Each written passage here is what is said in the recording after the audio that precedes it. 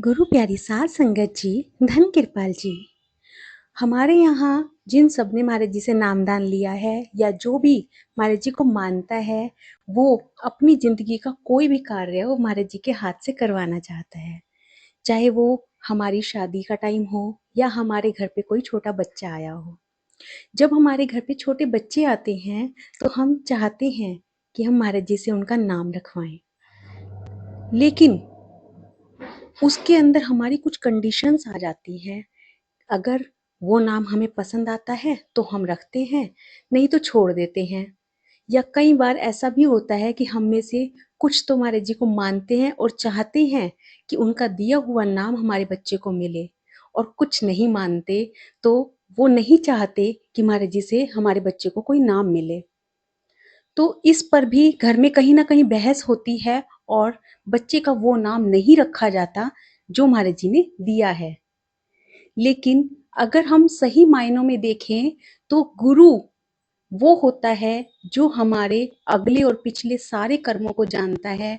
वो जानता है कि आगे आने वाले समय में हमारे साथ क्या होने वाला है, और वही सोचकर वो हमें नाम देता है। हमारे जीवन में नाम की बहुत वैल्यू होती है, क्योंकि एक इंसान जो शरीर होता है उसे सारी उम्र उसी नाम से पुकारा जाता है जो उसको बचपन में दिया जाता है। इसलिए उसकी वैल्यू बहुत ज़्यादा बढ़ जाती है, और उसके हिसाब से कुछ ना कुछ हमारे साथ जो होने वाला होता है, कुछ अच्छा और कुछ बुरा, वो उसके हिसाब से फलित होता है।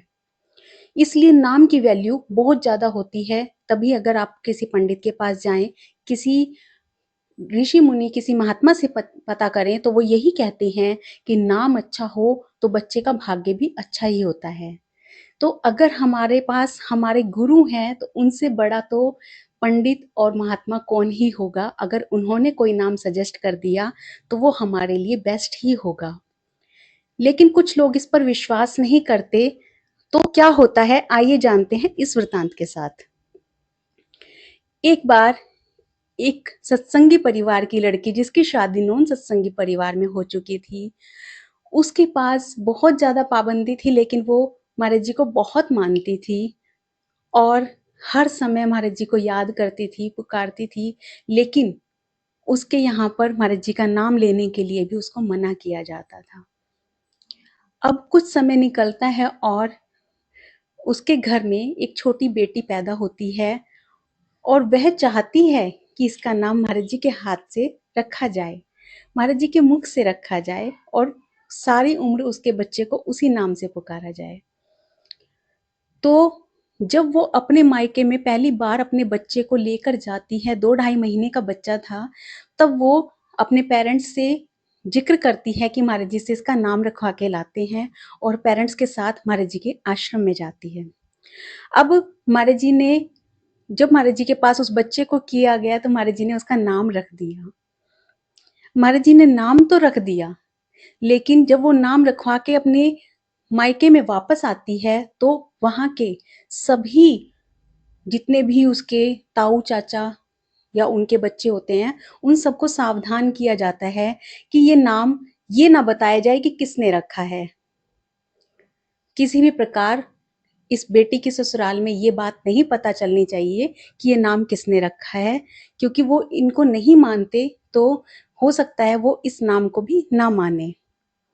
लेकिन हर परिवार में पता है ना कोई तो एक ऐसा होता ही है जो हमेशा बिगाड़ने पर लगा रहता है। ऐसे ही जब उस बेटी के हस्बैंड उनके परिवार में आते हैं, तो वहां पर कोई उनका संबंधी अचानक से जिक्र कर देता है कि अब तो महाराज जी ने बच्चे का नाम भी रख दिया, अब तो ये बहुत और अच्छे से ग्रोथ करेगी, अच्छी हो जाएगी, और बड़े होकर जरूर ही नाम रोशन करेगी, वगैरह वगैरह। अब जब उसने ये बातें उनके सामने कही, तो जो बेटी के हस्बैंड थे उस समय तो कुछ नहीं बोले, पर घर जाकर जब वो अपने घर उस बेटी को लेकर गए तो उन्होंने उसका नाम वो रखने से मना कर दिया जो महाराज जी ने दिया था। अब बड़ी दिक्कत, लड़की सोचे कि मेरे बच्चे का नाम वही होना चाहिए जो मेरे गुरु ने दिया है, और बाकी ससुराल वाले सोचे कि वही नाम नहीं रखना जो ये वहां से लेकर आई है, पता नहीं किसको गुरु बना रखा है। वगैरह वगैरह 100 बातें होने लगी। लेकिन कोई भी उस बच्चे को उस नाम से ना पुकारे जो महाराज जी ने दिया था।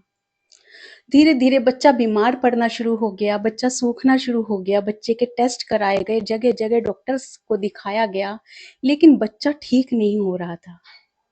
बहुत परेशान, बहुत परेशान।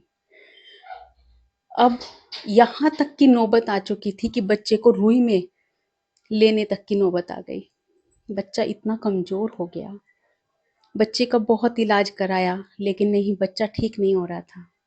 धीरे धीरे बच्ची 2 सवा 2 साल की लगभग हो चुकी थी। सवा 2 महीने से 2.5 महीने से बच्चा सवा 2 ढाई साल का हो चुका था, पर उसको अभी महाराज जी का नाम नहीं मिला था और बच्चा सूखता जा रहा था।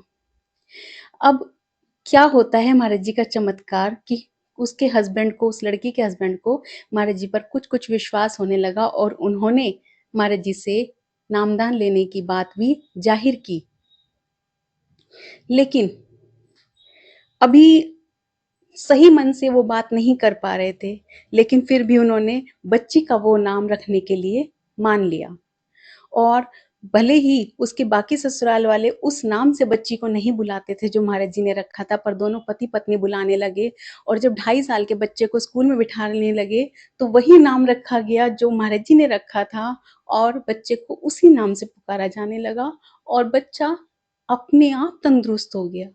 उसको किसी दवाई की, किसी दुआ की, किसी चीज की जरूरत नहीं पड़ी।